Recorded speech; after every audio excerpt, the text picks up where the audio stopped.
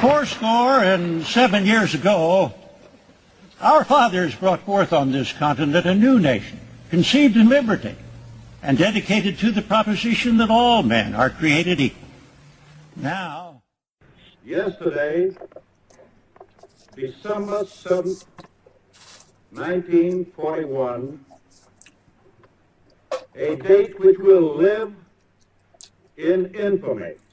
And so, my fellow Americans, ask not what your country can do for you, ask what you can do for your country.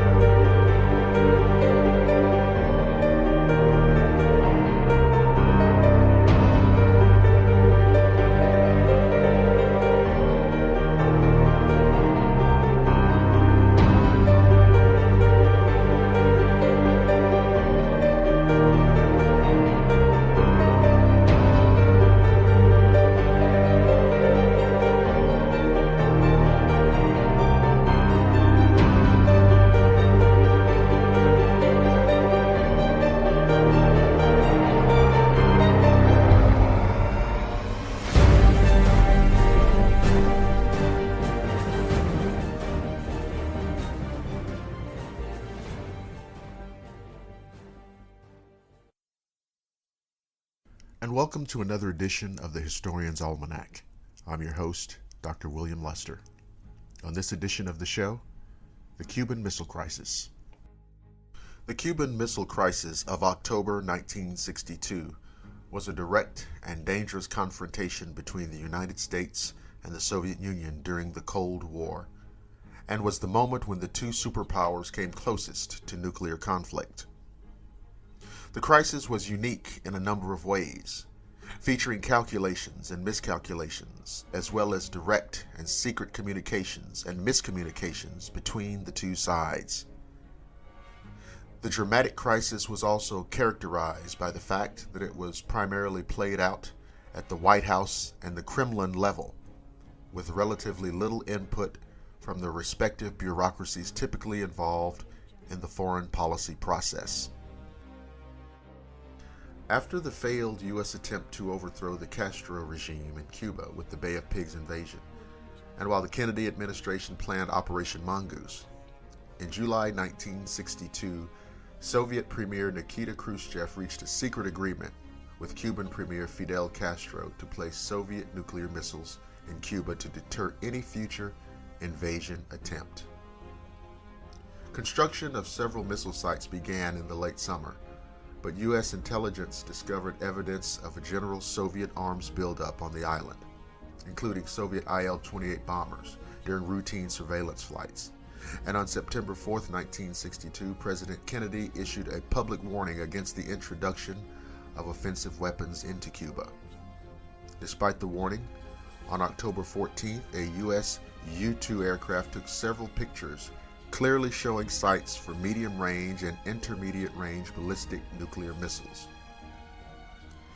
These images were processed and presented to the White House the next day, thus precipitating the onset of the Cuban Missile Crisis.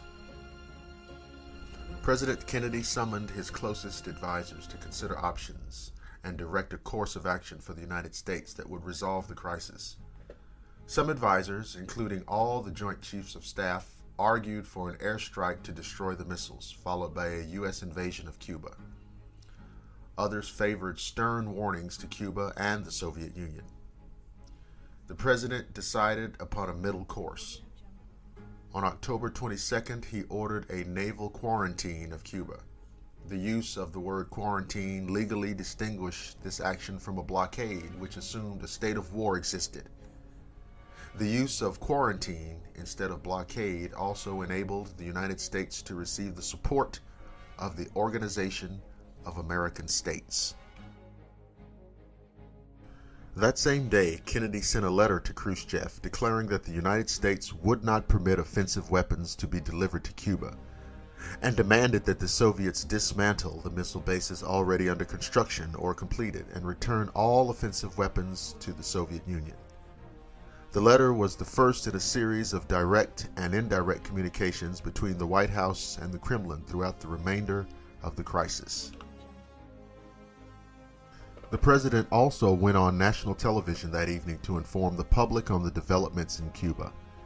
His decision to initiate and enforce a quarantine and the potential global consequences if the crisis continued to escalate. The tone of the president's remarks were stern, and the message unmistakable and evocative of the Monroe Doctrine. Good evening, my fellow citizens. This government, as promised, has maintained the closest surveillance of the Soviet military buildup on the island of Cuba. Within the past week, unmistakable evidence has established the fact that a series of offensive missile sites is now in preparation on that imprisoned island. The purpose of these bases can be none other than to provide a nuclear strike capability against the Western Hemisphere. Only last Thursday, as evidence of this rapid offensive buildup was already in my hand, Soviet Foreign Minister Gromyko told me in my office that he was instructed to make it clear once again, as he said his government had already done, that Soviet assistance to Cuba, and I quote, pursued solely the purpose of contributing to the defense capabilities of Cuba, unquote. That, and I quote him, training by Soviet specialists of Cuban nationals in handling defensive armaments was by no means offensive. And that if it were otherwise, Mr. Gromyko went on, the Soviet government would never become involved in rendering such assistance, unquote. That statement also was false. Acting therefore in the defense of our own security and of the entire Western Hemisphere, and under the authority entrusted to me by the Constitution, as endorsed by the resolution of the Congress, I have directed that the following initial steps be taken immediately. To halt this offensive buildup, a strict quarantine on all offensive military equipment under shipment to Cuba is being initiated. All ships of any kind bound for Cuba, from whatever nation or port, will, if found to contain cargoes of offensive weapons, be turned back. It shall be the policy of this nation to regard any nuclear missile launched from Cuba against any nation in the Western Hemisphere as an attack by the Soviet Union on the United States, requiring a full retaliatory response upon the Soviet Union. I call upon Chairman Khrushchev to halt and eliminate this clandestine, reckless, and provocative threat to world peace and to stable relations between our two nations. I call upon him further to abandon this course of world domination and to join in an historic effort to end the perilous arms race and to transform the history of man. Our goal is not the victory of might, but the vindication of right. Not peace at the expense of freedom, but both peace and freedom here in this hemisphere, and we hope around the world. God willing, that goal will be achieved. On October 24th, Khrushchev responded to Kennedy's message with a statement that the U.S. blockade was an act of aggression and that Soviet ships bound for Cuba would be ordered to proceed. Nevertheless, during October 24th and 25th, some ships turned back from the quarantine line. Others were stopped by U.S. naval forces, but they contained no offensive weapons and so were allowed to proceed. Meanwhile, U.S. reconnaissance flights over Cuba indicated the Soviet missile sites were nearing operational readiness.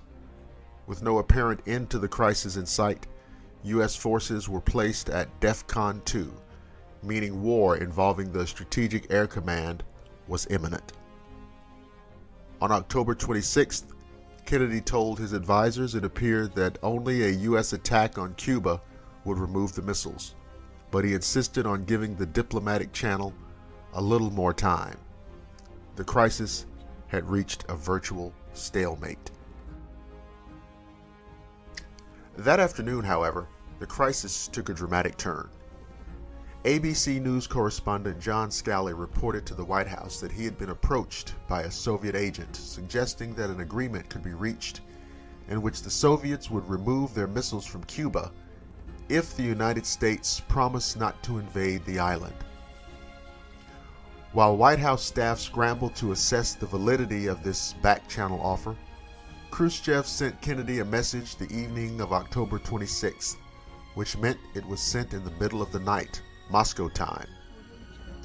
It was a long, emotional message that raised the specter of nuclear holocaust and presented a proposed resolution that remarkably resembled what Scali reported earlier that day.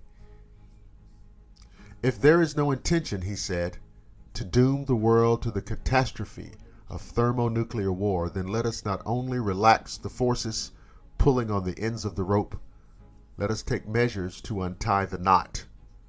We are ready for this. Although U.S. experts were convinced the message from Khrushchev was authentic, hope for a resolution was short-lived.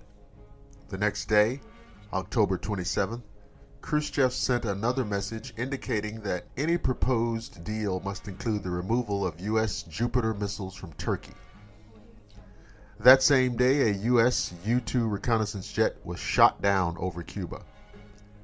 Kennedy and his advisors prepared for an attack on Cuba within days as they searched for any remaining diplomatic resolution. It was determined that Kennedy would ignore the second Khrushchev message and respond to the first one. That night, Kennedy sent forth his message to the Soviet leader, proposed steps for the removal of Soviet missiles from Cuba under supervision of the United Nations, and a guarantee that the United States would not attack Cuba. It was a risky move to ignore the second Khrushchev message.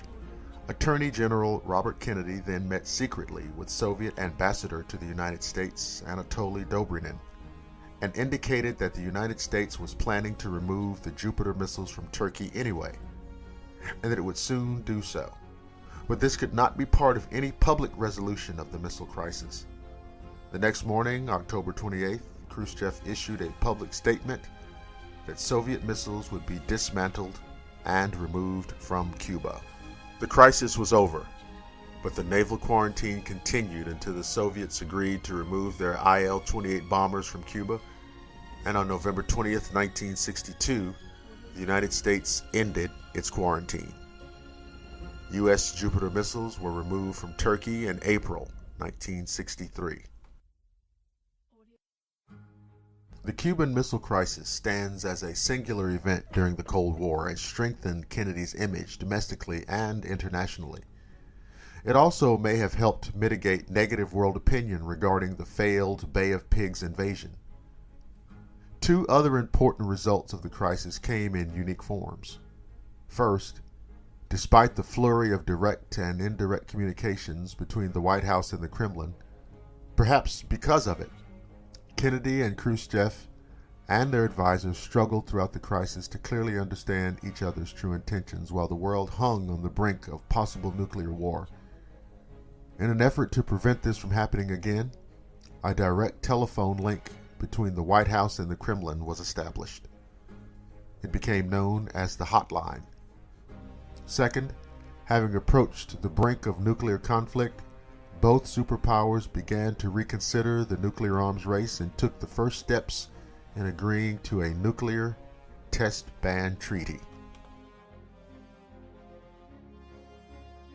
And that concludes another episode of the Historian's Almanac. Thank you for listening to the program. I'd like to invite you to listen to my other program, Agenda Earth, along with co-host Mark Zaski. Agenda Earth can be heard on the Crypto Reality YouTube channel, the Blackwater Media YouTube channel, the American Institute of Metaphysics Facebook page, and the Agenda Earth Facebook page. The Historian's Almanac can be heard on the Blackwater Media YouTube channel, the Agenda Earth Facebook page, the American Institute of Metaphysics Facebook page, Google+, and the Historian's Almanac Facebook page. I'm Dr. William Lester reminding you that history comes alive on the Historian's Almanac.